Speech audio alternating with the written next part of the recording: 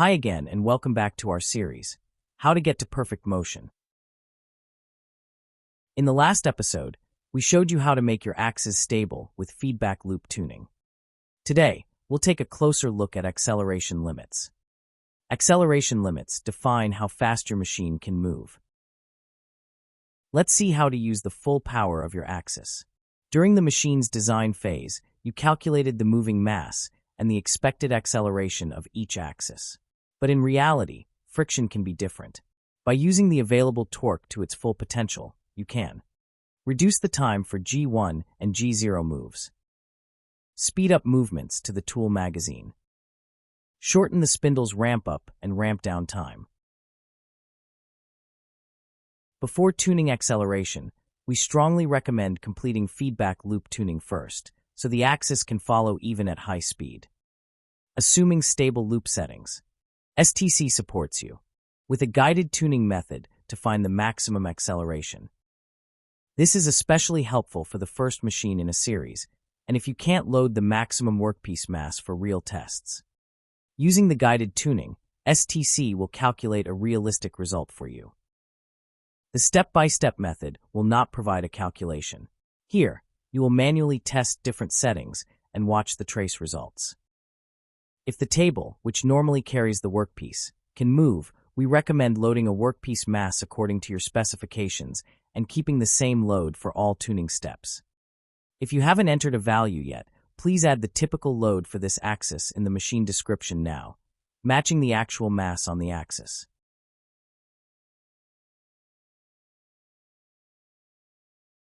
Now let's prepare the tuning. Here's what you need to know. First, look at the electrical torque limit on the left. This value is read automatically from the machine and shows how much torque the motor and inverter can provide. Next, we need your input for the mechanical torque limit. This tells STC how much torque the mechanics can handle without damage. You'll usually find this value in the datasheets of the mechanical components which are part of this axis drive train.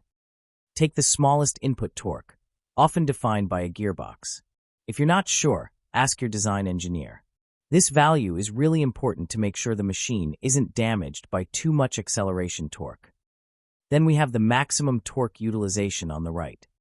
The default is 80%, which works well for most axes. Change it if needed. Finally, check the maximum jerk value. The default is based on your machine size and reflects a safe starting point. You can increase it, but be careful, too much jerk can damage the machine. Now the easy part. Click Get Proposals for initial values, and STC will provide good starting points for the measurement.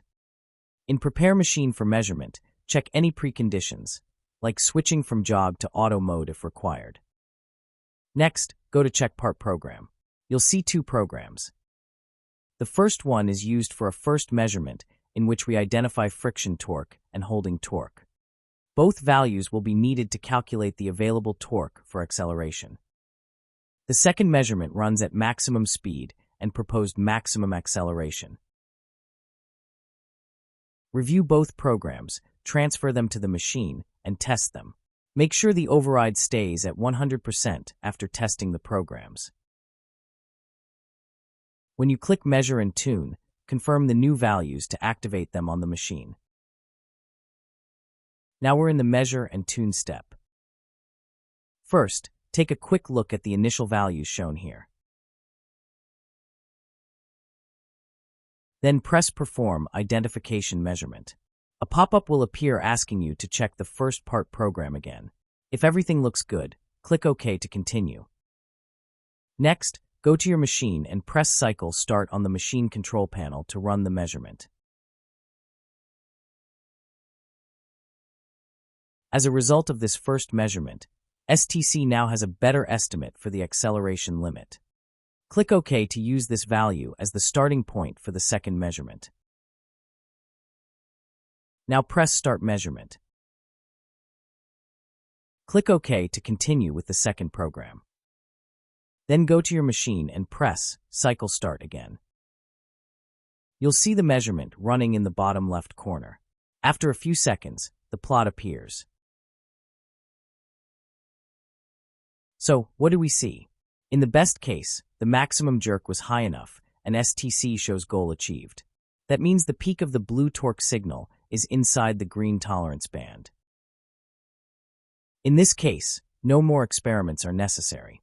You can continue to check results. Now, let's assume we entered a higher value for the maximum acceleration and performed another measurement. In that case, the blue signal exceeded tolerance. So, we would have to reduce the maximum acceleration value to lower the torque used.